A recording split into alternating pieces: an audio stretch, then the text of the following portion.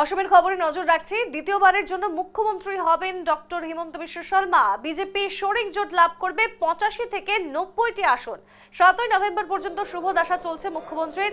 বরপেটা সত্রে বর্ষফল গণনা করে এই ভবিষ্যৎবাণী করেছেন সত্রের দৈবজ্ঞ ত্রিদীপ দেব শর্মা দলই।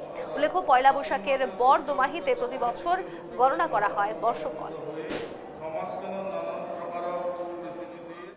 মাননীয় হেমন্ত বিশ্ব শৰ্মাৰ জন্ম হৈছে 1-2-69 চনত, মাঘ মাহ 18 মাঘ শনিবাৰ, সময় হৈছে প্ৰাতঃ 5:55। জন্ম হৈছে যোৰহাটত তেওঁ।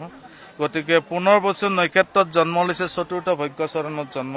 বৰ্তমান কিন্তু ত্ৰিপপৃষ্ঠ টেম্পাৰটো বেছি আছে, তেওঁ খংটো বেছি বৰ্তমান।